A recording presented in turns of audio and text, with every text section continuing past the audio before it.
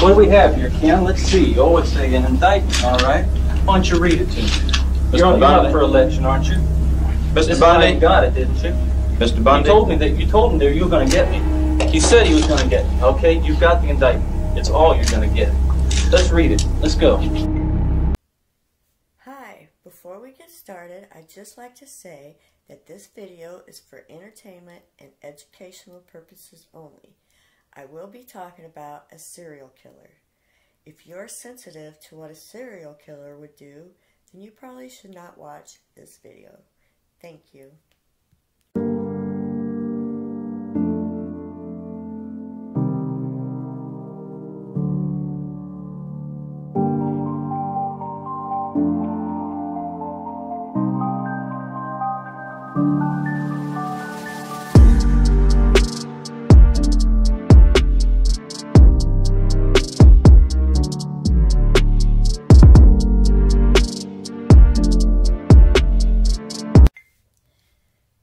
Everybody, welcome to the channel. I'm Cheryl and this is True Crime and Other Stuff.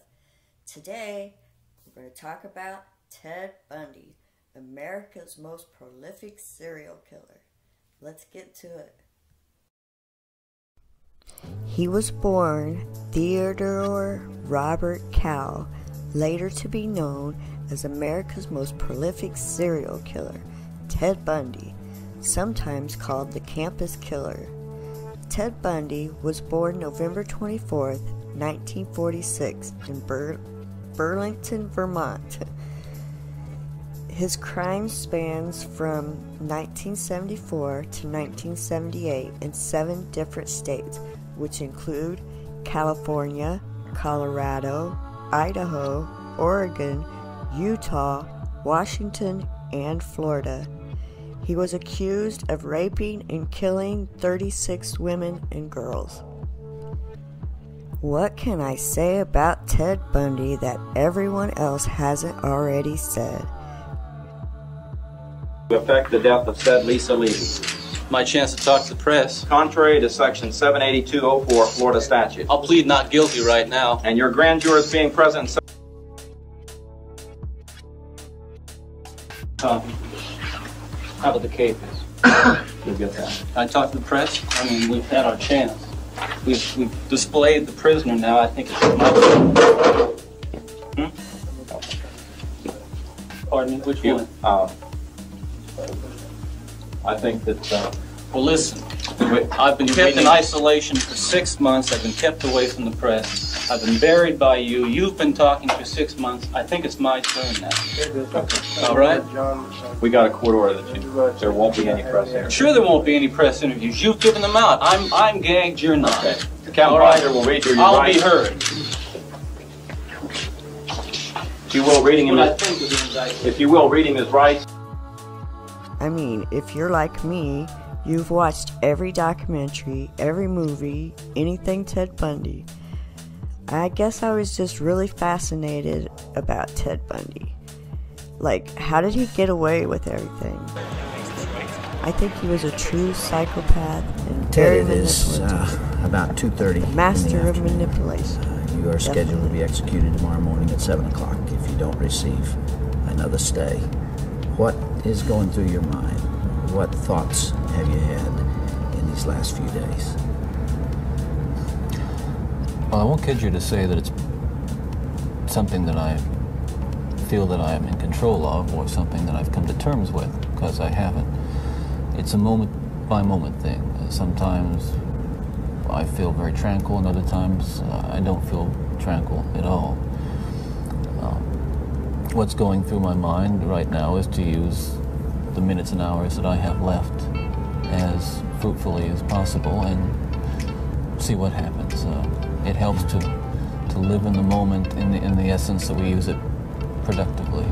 So right now I'm feeling calm, and in large part because I'm here with you.